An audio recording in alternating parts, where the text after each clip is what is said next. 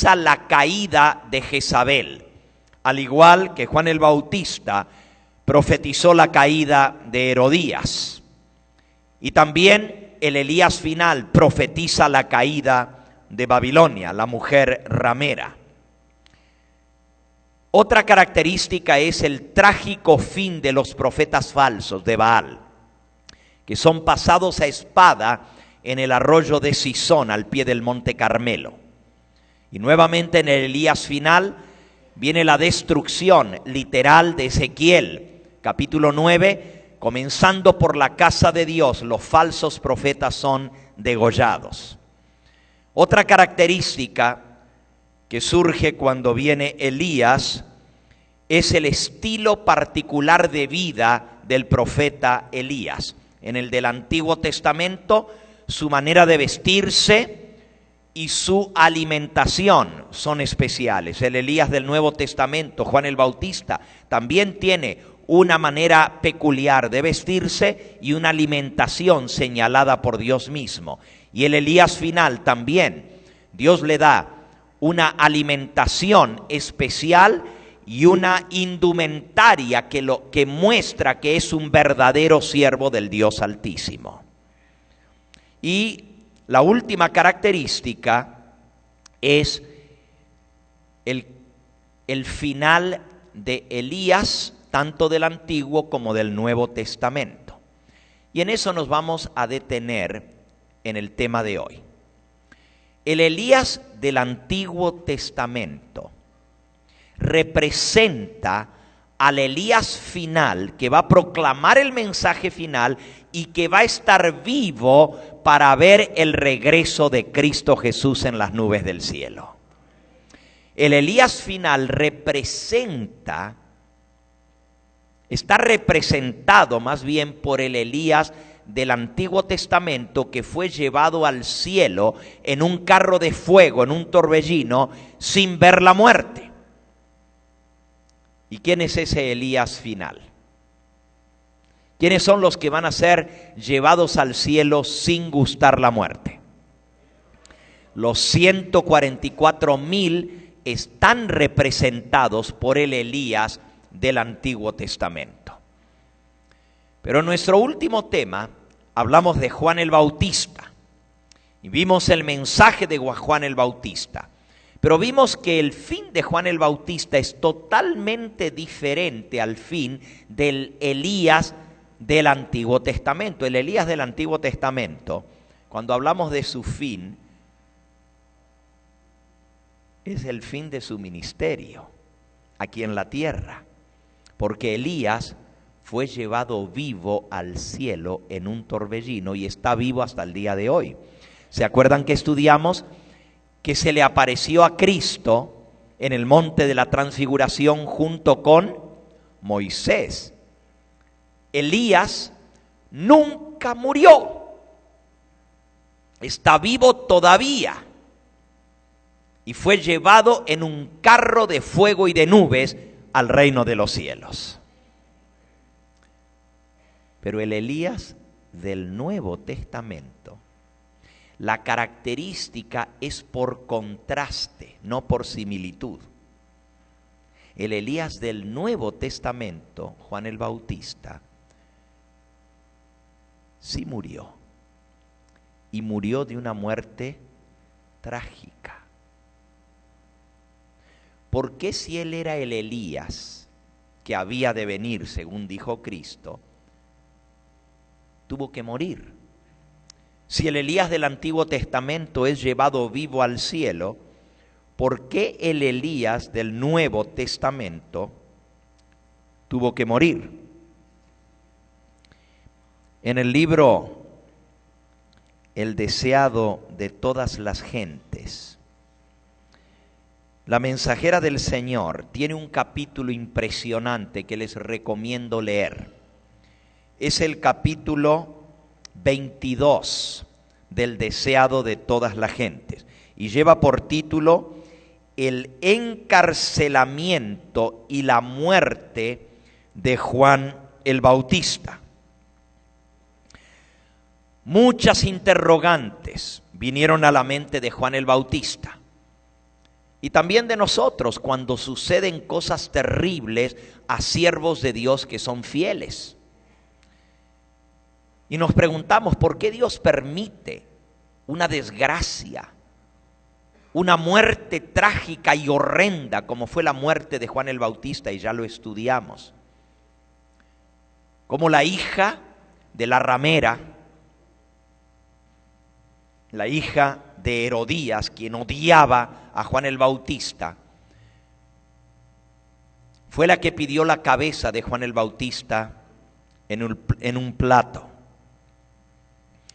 Yo quiero leerles un poquito sobre Juan el Bautista para que entendamos cuál fue su vida, su misión. Ya estudiamos esto en el sermón anterior a esta serie, pero quiero mostrarles un poquito el fin de su vida y lo que sucedió con Juan el Bautista.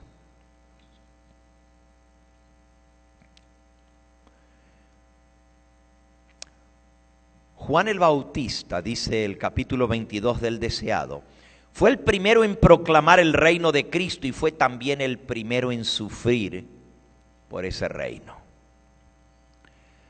Desde el aire libre del desierto y las vastas muchedumbres que habían estado suspensas de sus palabras, pasó a quedar encerrado entre las murallas de una mazmorra, encarcelado en la fortaleza de Herodes Antipas.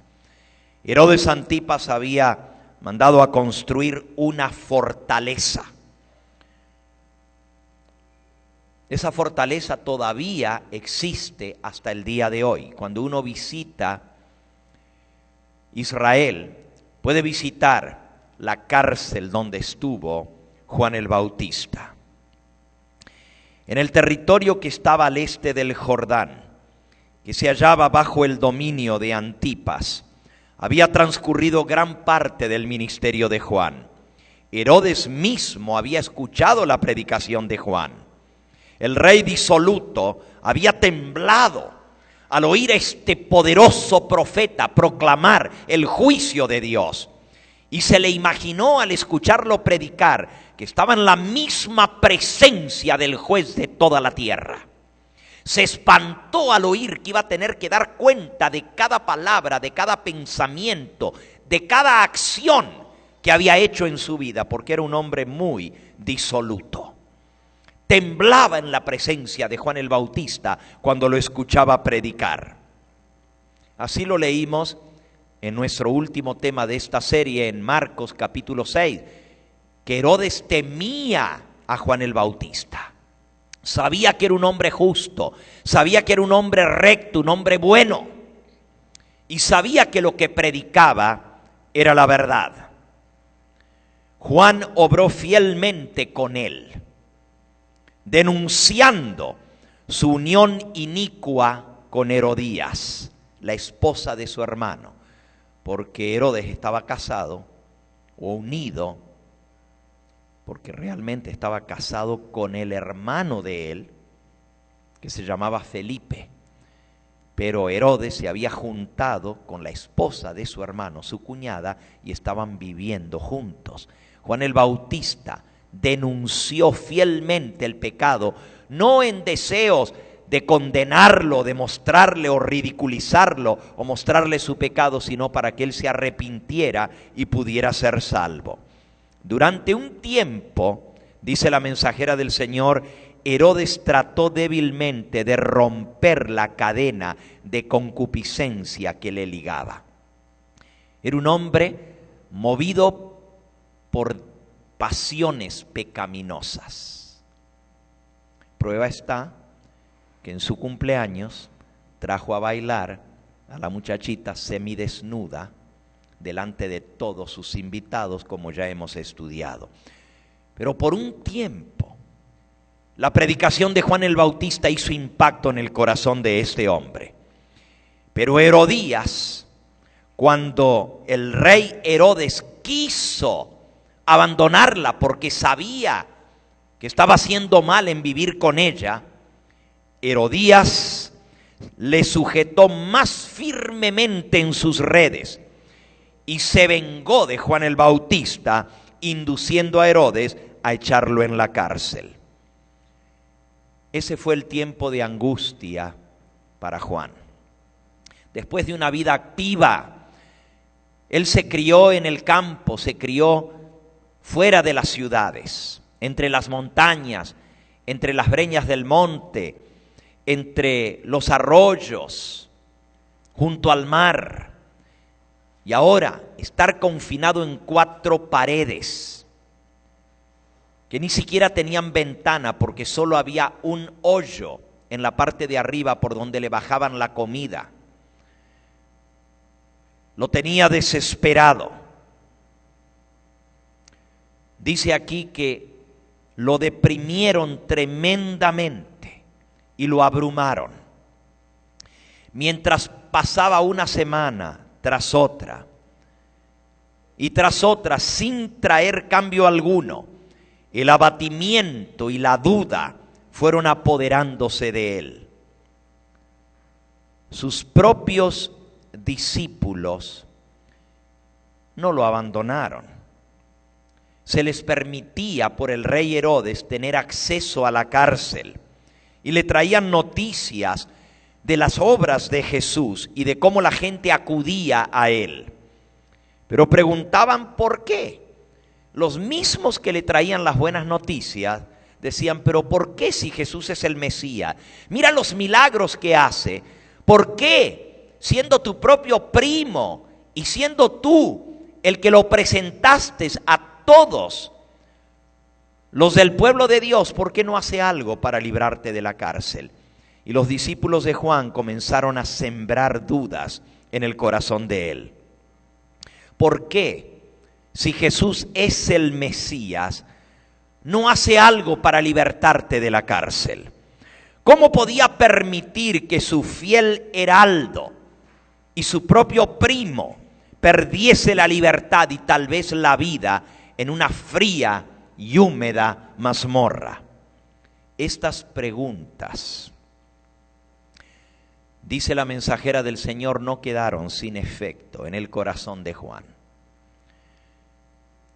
Sugirieron a Juan dudas que de otra manera nunca se le hubieran presentado. Sus propios discípulos fueron los que le trajeron esta duda y este dolor.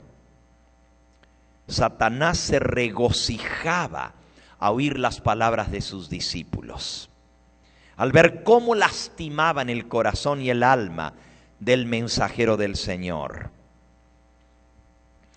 Oh, con cuánta frecuencia los que se creen amigos de un hombre bueno y desean mostrarle su fidelidad, resultan ser sus más peligrosos enemigos.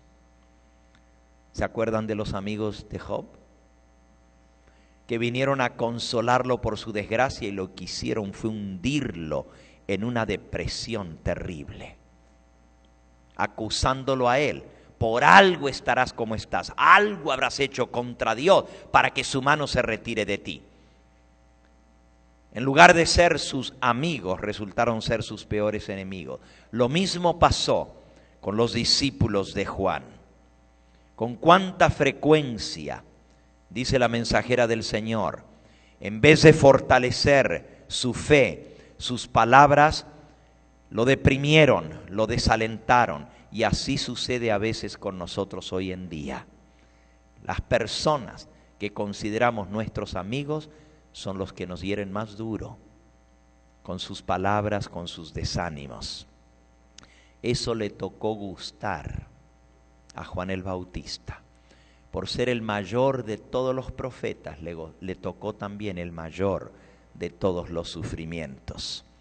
Como los discípulos del Salvador, Juan el Bautista no comprendía la naturaleza del reino de Cristo. Él lo había anunciado como el Mesías, pero pensaba, como habían sido enseñado desde niño, que el Mesías iba a venir a libertarlos del yugo de los romanos. Esperaba que Jesús se sentara en el trono de David, y como pasaba el tiempo y el Salvador no asumía la autoridad real, Juan quedaba perplejo y perturbado. Él había declarado a la gente que a fin de que el camino estuviese preparado delante del Señor, la profecía de Isaías debía cumplirse. Las montañas y las colinas debían ser allanadas, lo torcido enderezado y los lugares escabrosos alisados. Había esperado que las alturas del orgullo y del poder humano fuesen derribadas. Había señalado a Jesús como el verdadero Mesías, como aquel cuyo aventador está en su mano y que limpiaría cabalmente su era, que recogería el trigo en el granero y que quemaría el tamo con fuego inextinguible. Como el profeta Elías, en cuyo espíritu y poder había venido a Israel, esperaba Juan el Bautista que el Señor se revelase como Dios que contesta por fuego. Si Elías hizo bajar fuego del cielo, también este Cristo tenía que mostrar su poder haciendo bajar fuego del cielo. En su misión, Juan el Bautista se había destacado como intrépido reprensor de la iniquidad. Había denunciado, como ya estudiamos anteriormente, a los fariseos, a los saduceos, a los escribas, a los ricos, a los pobres, a los encumbrados, a los poderosos, a los reyes, a los soldados, a los cobradores de impuestos. A todos les había señalado su responsabilidad delante de Dios y hasta había osado hacerle frente al rey, señalándole su pecado, que no era lícito vivir con la mujer de su hermano. Ahora, desde su cárcel, esperaba ver al león de la tribu de Judá derribar el orgullo del opresor y librar a los pobres que a él claman. Pero Jesús parecía conformarse con reunir discípulos en derredor suyo, sanar a la gente, predicar las buenas nuevas, el sermón del monte, enseñarle a la gente el camino de Dios. Comía en la mesa con los publicanos, perdonaba a las prostitutas, mientras que cada día el yugo romano se hacía más fuerte y más pesado sobre la nación de Israel. Y el rey Herodes y su vil y amante mujer, que era su amante, realizaban su voluntad, causando desastres en la nación. Los clamores de los pobres y dolientes ascendían al cielo y parecía que nadie los escuchaba. Todo esto le parecía un misterio insondable al profeta del desierto. Había horas. Ustedes saben lo que es pasar en una cárcel sin ventanas, donde solo había un orificio arriba de su cabeza por donde entraba la luz. El día y la noche se le confundían. No sabía si era de día, si era de noche.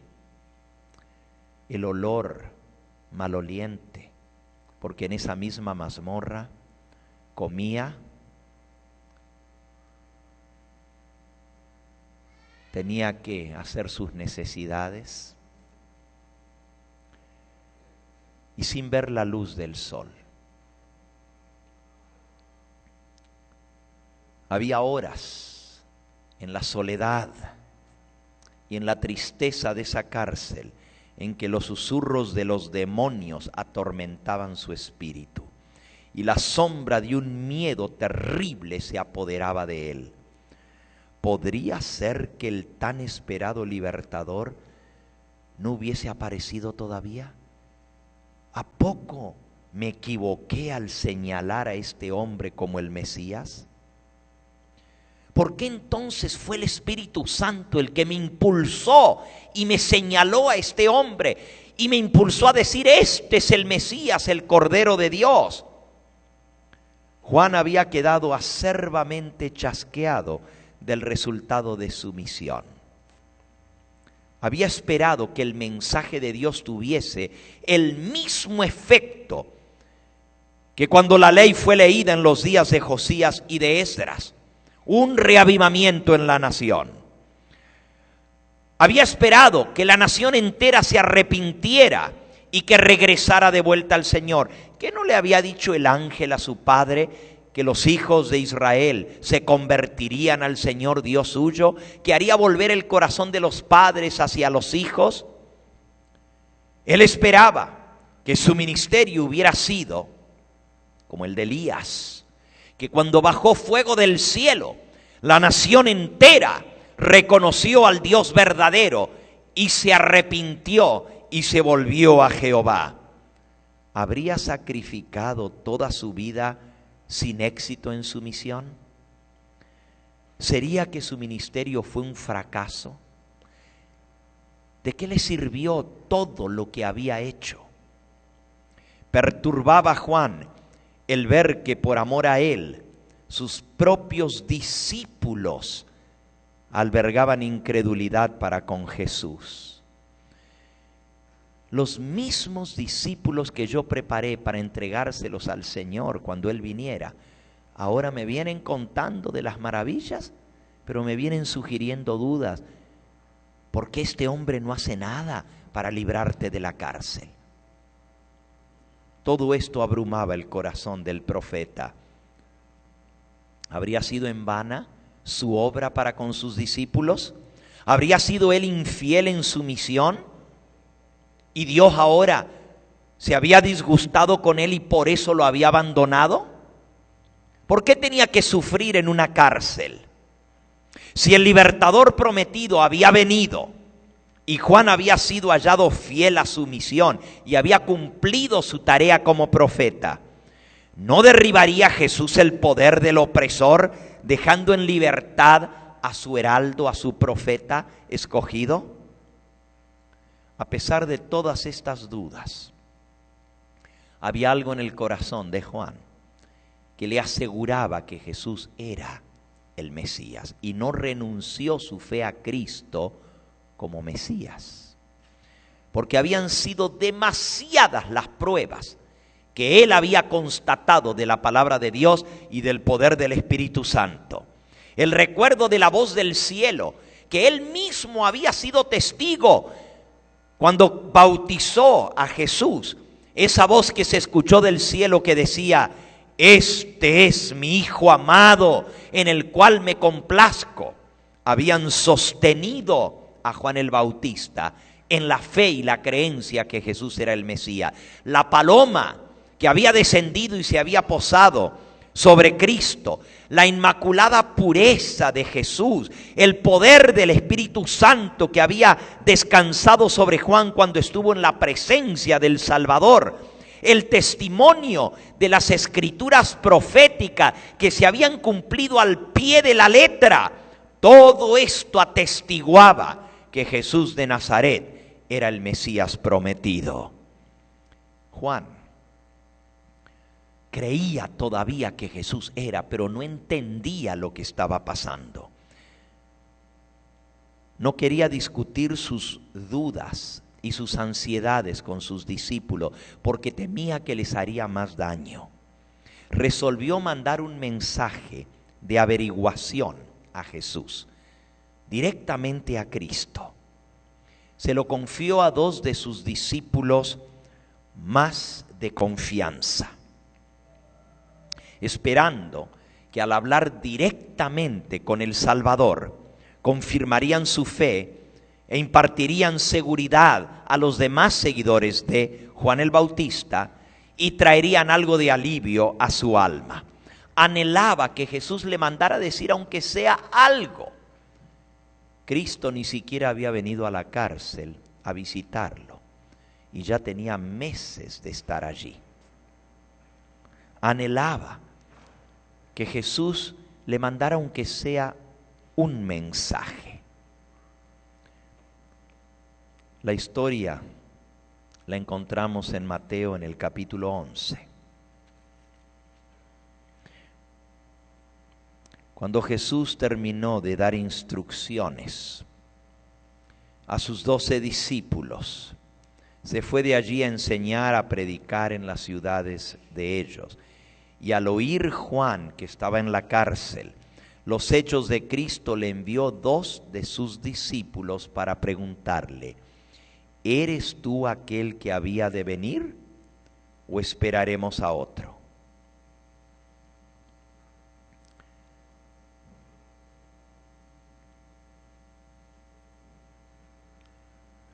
Dice aquí,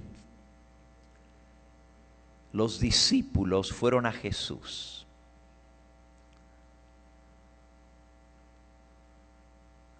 Estuvieron un día entero con Él. Vieron cómo sanaba a los enfermos, cómo hacía milagros, le escucharon su predicación. Pero cuando le preguntaron a Jesús: mira, nos envió Juan a hablar contigo, y él nos mandó a hacerte esta pregunta: ¿eres tú el que habías de venir o esperamos a otro? Jesús no les dio respuesta. No les dijo ni sí ni no.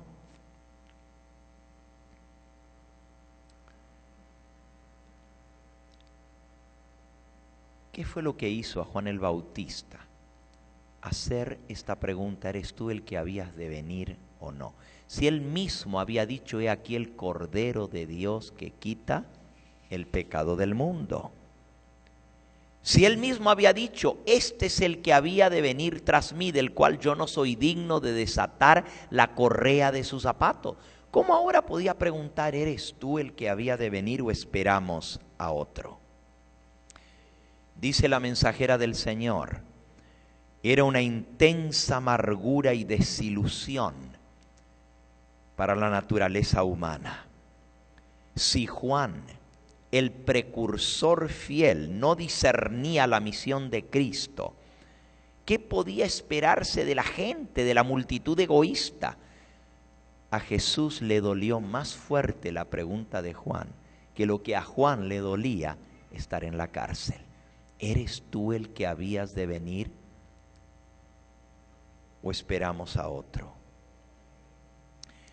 El Salvador no respondió la pregunta de inmediato. Los dejó, extrañados por su silencio.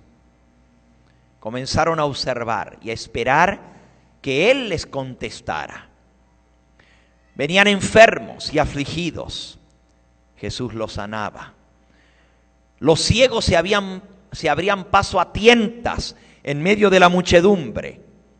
Jesús colocaba sus manos sobre ellos y les devolvía la vista. Los aquejados de todo tipo de enfermedades se acercaban a Jesús.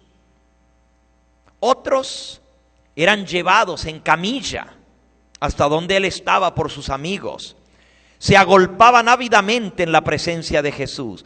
La voz del poderoso médico penetraba en los oídos de los sordos. Una palabra, un toque de su mano abría los ojos de los ciegos para que contemplasen la luz del día, las escenas de la naturaleza, los rostros de sus amigos y la faz de su libertador. Jesús reprendía la enfermedad por nombre y le decía: a ti, fiebre, salte de esta persona. Y la fiebre obedecía. Su voz alcanzaba los oídos de los moribundos, quienes se levantaban llenos de salud y vigor. Los endemoniados eran sanados. Los paralíticos obedecían su palabra. La locura de los locos les abandonaba y volvían a ser cuerdos. Caían a sus pies a adorarle. Mientras sanaba sus enfermedades, Jesús enseñaba a la gente. Los pobres campesinos y trabajadores, a quienes rehuían los rabinos como inmundos, se reunían en torno a Él y Él les hablaba palabras de vida eterna. Los discípulos de Juan observaban todo esto y pensaban para sus adentros: ¿a qué hora nos va a atender? Es cierto que la gente se agolpa en torno a Él, no le deja un minuto libre, pero ¿a qué horas nos va a atender? Aguardaban pacientemente y así iba transcurriendo el día. Estaban impacientes. ¿Será que no nos va a responder? Pero Jesús tenía un propósito. Casi al final del día, Jesús llamó a los 2 discípulos de Juan y les dijo: vayan a Juan, cuéntenle todo lo que han visto y han oído. ¿Y qué le respondemos a su pregunta? ¿Eres tú el que habías de venir o esperamos a otro? Y a esa pregunta Jesús les responde: bienaventurado. Vamos a leerlo, está ahí en Mateo capítulo 11. Respondiendo Jesús les dijo, versículo 4, id y haced saber a Juan las cosas que oís y veis. Cuéntenle todo lo que vieron y lo que oyeron. Los ciegos ven, los cojos andan, los leprosos son limpiados, los sordos oyen, los muertos son resucitados y a los pobres es anunciado el evangelio. Pero a la pregunta, ¿eres tú el que habías de venir o esperamos a otro? Esta fue la respuesta, versículo 6. Bienaventurado es el que no halle tropiezo en mí. Feliz de aquel que no halle tropiezo en mí. ¿Qué respuesta? La evidencia de su divinidad se veía en su adaptación a las necesidades de la humanidad doliente. Su gloria se revelaba en su condescendencia con nuestro bajo estado. Los discípulos no entendieron, pero era el mensaje exacto que Juan el Bautista necesitaba, porque Jesús conocía su corazón. Cuando llegaron los discípulos de Juan, Juan escuchó atentamente. Y cuanto más le contaban de los sordos que oían y gritaban y alababan a Dios y cantaban, los sordomudos abrían su boca y daban alabanzas al cielo. Cuando le contaban que los ciegos que nunca habían visto abrían los ojos y se maravillaban y alababan a Dios, los ojos de Juan el Bautista se llenaban de gozo y alegría, las lágrimas rodaban por sus mejillas. Cuando le contaban que aún habían visto a los muertos volver a la vida, Juan el Bautista entendió el mensaje de Jesús. Y eso lo preparó para lo que venía. Cuando le dijeron que Jesús podía resucitar los muertos, se quedó tranquilo. ¿Qué me voy a preocupar si este es el verdadero Mesías? No importa lo que me pase a mí, Él tiene hasta la muerte en sus manos. No importa lo que venga, Él es poderoso, es el verdadero Hijo de Dios. Juan, dice la mensajera del Señor, recordó la profecía concerniente al Mesías. En Isaías capítulo 61, me ungió Jehová, me envió a predicar buenas nuevas a los abatidos, a vendar a los quebrantados de corazón, a dar vista a los ciegos, a los sordos que oyeren, a publicar libertad a los cautivos y los presos, apertura de la cárcel, a promulgar el año de la buena voluntad de Jehová. Las palabras de Cristo no solo le declaraban el Mesías, sino que demostraban de qué manera había de establecerse su reino. Y allí en medio de la cárcel, al escuchar el testimonio, Juan vio la luz. En medio de la cárcel oscura brilló la luz en su mente. Entendió cuál eran los principios del reino de Cristo. La misma verdad que le fue presentada a Elías en el desierto, cuando sintió un poderoso y fuerte viento que rompía los montes, quebrantaba las peñas delante de Jehová. pero Jehová no estaba en el viento. Y luego, tras el viento, un terremoto, pero Jehová no estaba en el terremoto. Y tras el terremoto un fuego abrasador, pero Jehová no estaba en el fuego. Y después del fuego abrasador, Jehová le habló a Elías en un silbo apacible y delicado. En una vocecita queda le habló. Y eso fue lo que le pasó a Juan el Bautista. También Elías se había sentido morir por la depresión. Oh Jehová, han derribado tus altares. Vamos a buscarlo en Primera de Reyes, en el capítulo 19. Dice el versículo 1, Acab dio a Jezabel la nueva de todo lo que Elías había hecho y de cómo había matado a espada a todos los profetas. Y Jezabel envió a Elías un recado, un mensajero, diciendo: así me hagan los dioses y aún me añadan. Esa es una maldición entre los adoradores de Baal, entre los cananeos. Esa es una maldición. Así me hagan los dioses y así me añadan, si mañana a estas horas yo no he puesto tu persona como uno de los profetas que tú mataste, te juro por mi Dios que en menos de 24 horas vas a estar muerto. Viendo pues el peligro, versículo 3, se levantó Elías y se fue para salvar su vida. Y vino a Beerseba, que está en Judá, y dejó allí a su criado. Y él se fue por el desierto un día de camino.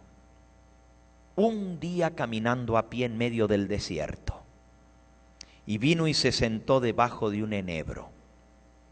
Y deseando morirse, su depresión era tan grande que no quería seguir viviendo. Lo mismo le pasó a Juan el Bautista. Deseando morirse, le dijo: basta ya.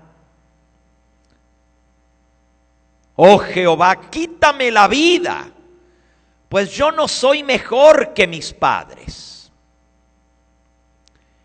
Y echándose debajo del enebro se quedó dormido. Tengo ya 2 hermanos, gracias por el tercero. No se preocupe que estoy bien. Muchas gracias. Ya ven cómo me quieren, ¿eh? Pues vamos a darles el gusto. Vamos a tomar un poquito de agua.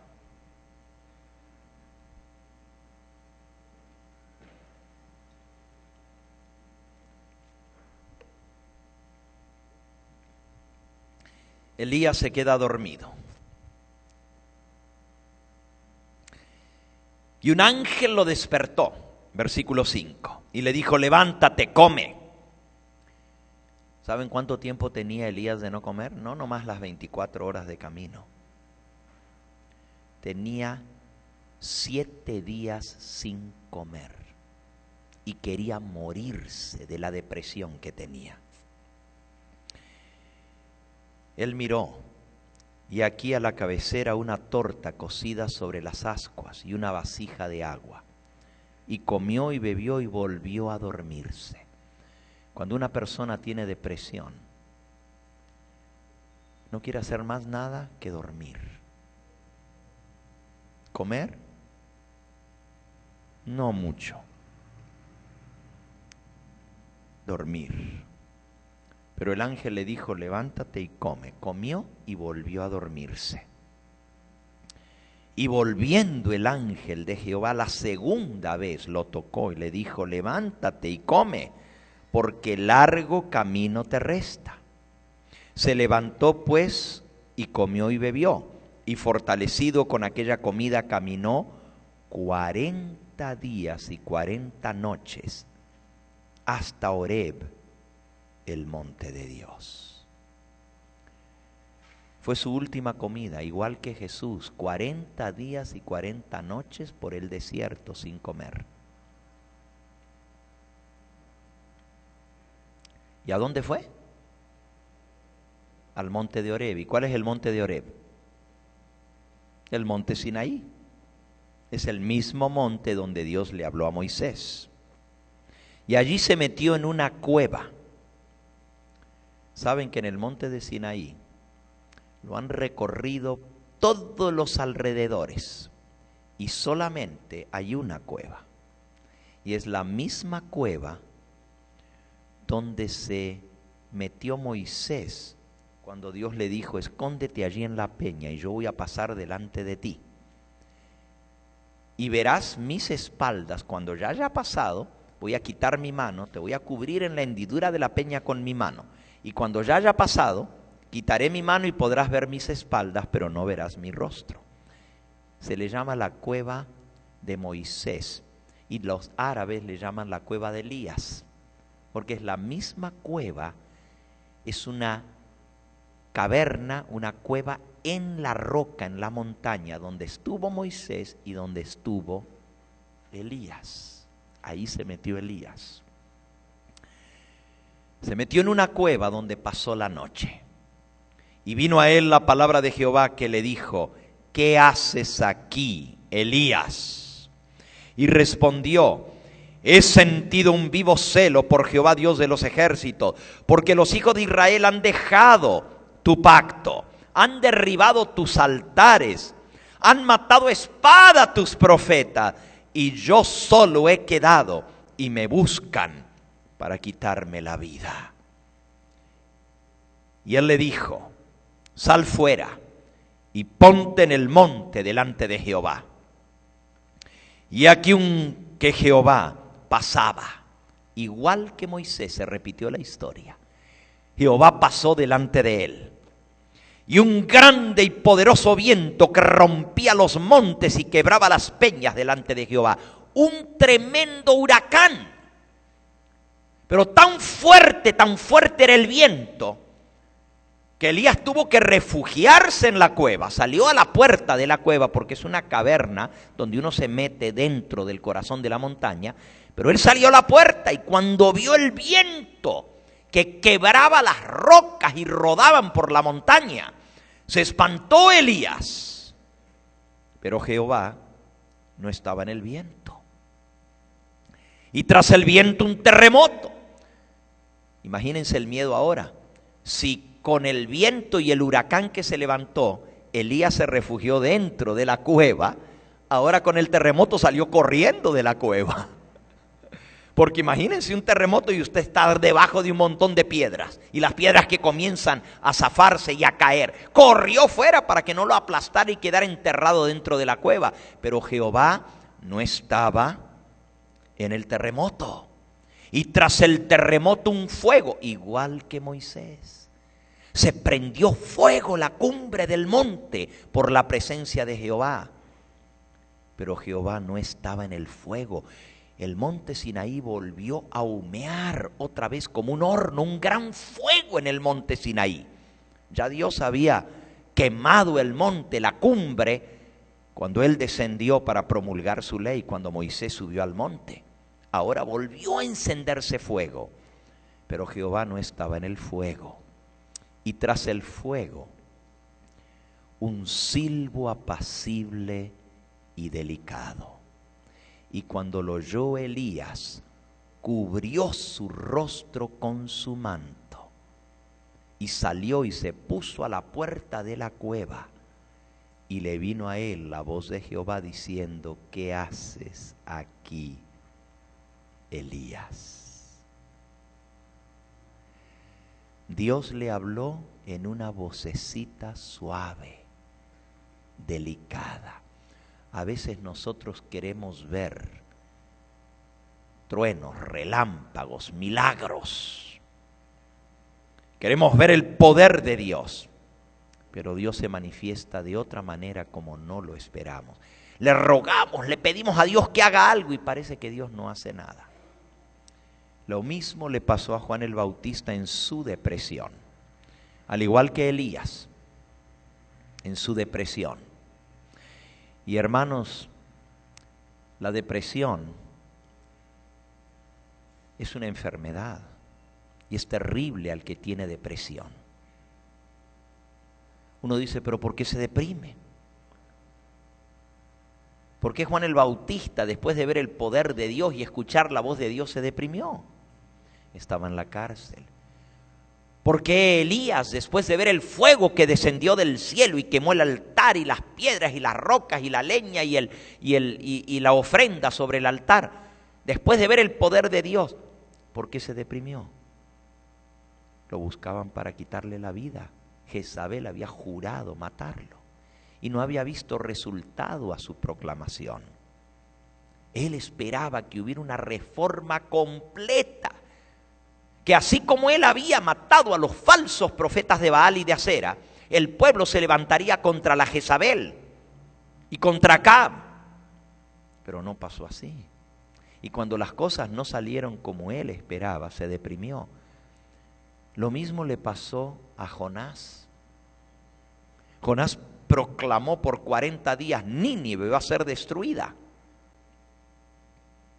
Pero cuando Dios decidió perdonar a Nínive, su orgullo fue herido. Y se deprimió y se fue y se sentó allá en el desierto. Y Dios le mandó una calabacera que creció en un solo día, en una noche, y en un día creció la calabacera. Y él se metió debajo por el ardor del calor del desierto. Pero luego Dios mandó un gusano que secó la calabacera y se la comió, le comió la raíz. Y comenzó Jonás a deprimirse más. Y Dios le dijo, ¿y tanto te deprimes?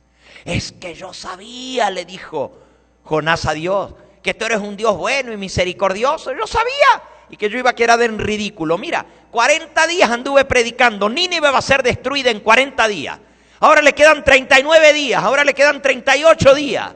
Le quedan 15, le quedan 13, le quedan 10, le quedan 5. En 3 días más Nínive va a ser destruida. Y cuando llegó el día, todo el mundo se rió de mí porque no pasó lo que yo anuncié. ¿Cómo no quieres que esté deprimido? Y Dios le dice, ¿y eso te deprime? ¿Tu orgullo?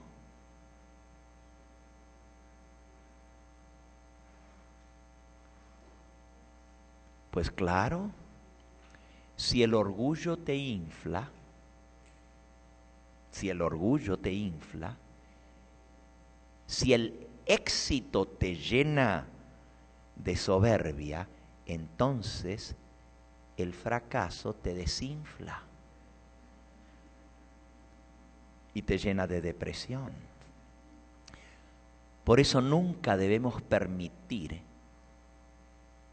que el éxito nos infle, que el éxito nos llene de orgullo. La gloria y la honra siempre son para Dios, no para el instrumento humano.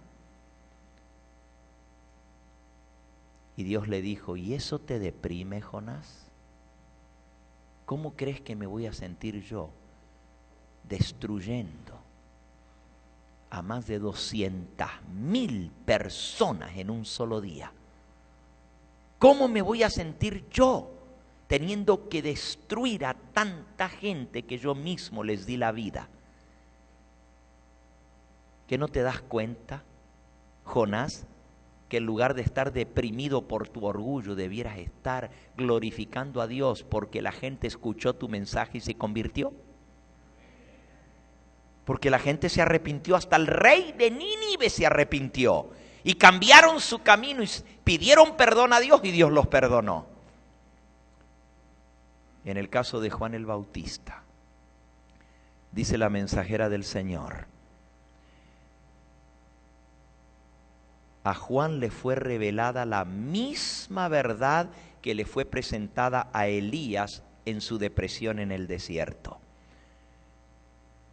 Cuando sintió un grande y poderoso viento que quebraba las peñas, pero Dios no estaba en el viento, y un terremoto y Jehová no estaba en el terremoto, y el fuego y Dios no estaba en el fuego.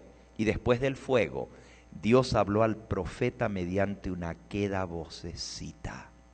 Y ahora escuchen lo que dice de Juan. Así había de hacer Jesús su obra, no con el fragor de las armas, con el derrocamiento de tronos y reinos. No iba a ser un libertador contra los romanos, sino hablando a los corazones de los hombres por una vida de misericordia y sacrificio. Juan lo entendió. El principio que rigió la vida abnegada de Juan el Bautista era también el que regía el reino del Mesías. Y Juan sabía cuán ajeno era al reino de Dios todos los principios de los dirigentes de Israel. Comenzó a entender que lo que él había esperado no tenía que ser así. Lo que para él era evidencia convincente de la divinidad de Cristo, no sería evidencia para ellos, pues esperaban un Mesías que nunca se había prometido por Dios. Estaban equivocados, y Juan vio la luz en medio de la oscuridad de la cárcel. Juan vio que la misión del Salvador no podía granjear de ellos sino odio y condenación. Él, que era el precursor, estaba tan solo bebiendo la copa que Cristo mismo debía agotar hasta las heces. Entendió, y la luz se le prendió. Y cuando él pensó en lo que él mismo había dicho, he aquí el Cordero de Dios, porque fue el Espíritu Santo el que le había revelado eso. Cuando lo vio a Jesús, fue el Espíritu Santo el que le había puesto esas palabras en sus labios. Y cuando se las repitió a sí mismo, he aquí el Cordero de Dios, entendió que la misión de Cristo era ser un cordero llevado al matadero. Entendió que todo el sistema de sacrificios lo señalaban a él como cordero, y que él no venía como rey a sentarse en un trono y a derrocar a los romanos. Venía a dar su vida como cordero por el pecado del mundo.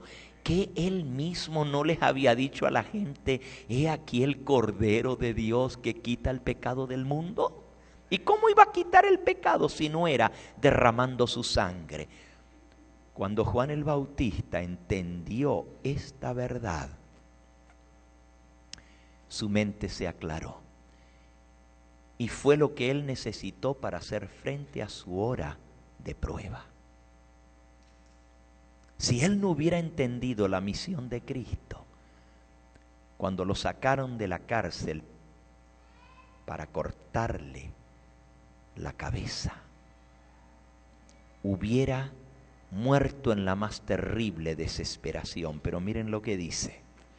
Las palabras del Salvador: bienaventurado el que no fuere escandalizado en mí, el que no tenga tropiezo en mí, eran una suave reprensión para Juan. Y Juan la captó de inmediato. Comprendió más claramente ahora la naturaleza y la misión de Cristo. Se entregó a Dios y dijo: Señor, si eso le va a pasar al Mesías. Y como tenía acceso a los rollos, porque Herodes le permitió, dice Elena de White, tener los rollos de los profetas, tenía la Biblia con él, comenzó a leer. Como oveja fue llevado al matadero, como cordero delante de sus trasquiladores, enmudeció y no abrió su boca. Su vida fue quitada por la rebelión de mi pueblo. Fue cortado de la tierra de los vivientes. Mas después que ponga su vida en expiación, eso está en Isaías 53, mas después que ponga su vida en expiación por el pecado, volverá a vivir, verá linaje, y la voluntad de Dios será prosperada en su mano. Al morir orará por sus transgresores. Oh, cuando el Espíritu Santo le habló al corazón de Juan el Bautista y entendió que la misión de Cristo era morir por el pecado, pero que volvería a vivir, todos sus temores desaparecieron. Todas sus dudas se disiparon. Y dice aquí: entregó a Dios su corazón para vida o para muerte. y le dijo ese día en la cárcel a Dios, de rodillas en la mazmorra: Señor, si mantenerme con vida es para tu gloria, heme aquí. Pero si por mi muerte sirve mejor los intereses de tu causa, heme aquí. Estoy preparado. Haz con tu siervo lo que creas que es mejor. Esa fue la conversión genuina de Juan el Bautista. Después que los mensajeros se hubieron alejado, Jesús habló a la gente de Juan. El corazón del Salvador sentía profunda simpatía por el testigo fiel, ahora sepultado en la mazmorra de Herodes. No quería que la gente dedujese que Dios había abandonado a Juan o que su fe había faltado en el día de la prueba. Y por eso dirigió estas palabras que las encontramos allí en Mateo capítulo 11. Después que los mensajeros de Juan se habían ido, esto no permitió Jesús que los mensajeros de Juan lo escucharan, porque le habrían hecho daño a Juan el Bautista. Hermanos, ustedes no saben cuánto daño le hacen a un ser humano cuando ustedes lo adulan. El peor daño que le pueden hacer a un pastor es decirle a la salida: qué bonito estuvo su sermón, pastor. Un maestro que tuve, que se llamaba H.M.S. Richards, el papá del pastor Richards de La Voz de la Esperanza, que fue mi profesor, me dijo, cuando un hermano, nos dijo en clase, cuando un hermano sale de la iglesia y te dice: pastor, nadie predica como usted, ¡qué bonito sermón!, tú dile: ya el diablo me dijo lo mismo, hermano. Por eso Jesús no permitió que los discípulos de Juan escucharan lo que él dijo de Juan el Bautista. Versículo 7. Mientras ellos se iban, comenzó Jesús a decir acerca de Juan a la gente: ¿qué salisteis a ver al desierto? ¿Una caña sacudida por el viento? ¿O qué salisteis a ver a un hombre cubierto de vestiduras delicadas? He aquí los que llevan vestiduras delicadas en las casas de los reyes están. ¿Pero qué salisteis a ver? ¿A un profeta? Sí, os digo, más que profeta, porque este es de quien está escrito: he aquí yo envío a mi mensajero delante de tu faz, el cual preparará el camino delante de ti. De cierto os digo que entre los que nacen de mujer no se ha levantado otro mayor que Juan el Bautista. Tremendas palabras venidas de los labios de Cristo.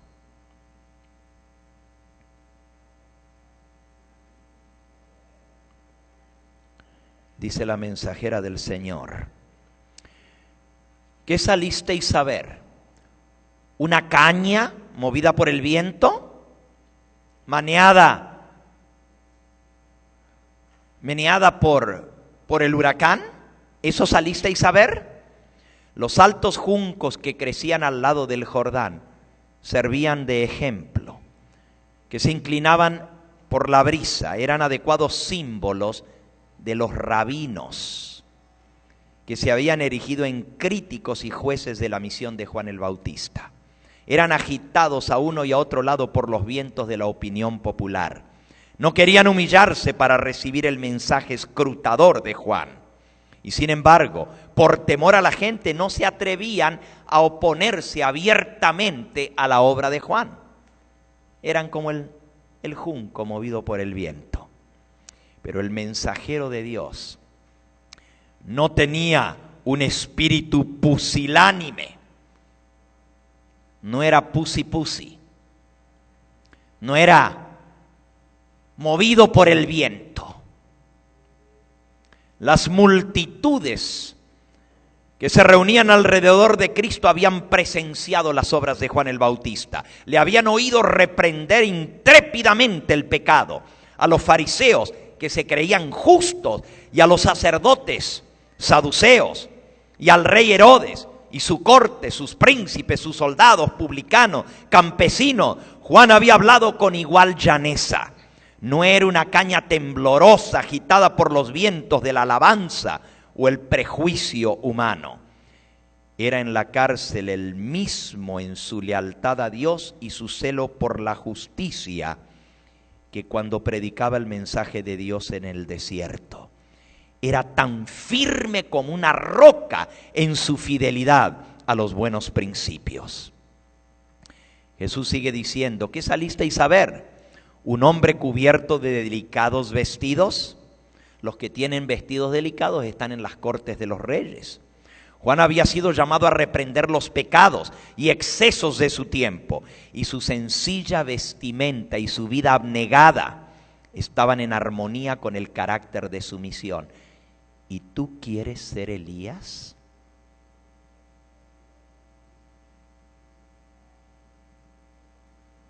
¿Y te preocupas más por tu vestimenta que por tu carácter? Preocúpate por el manto de justicia que da Cristo y no por lo que te vas a poner el sábado para venir a lucir en la iglesia.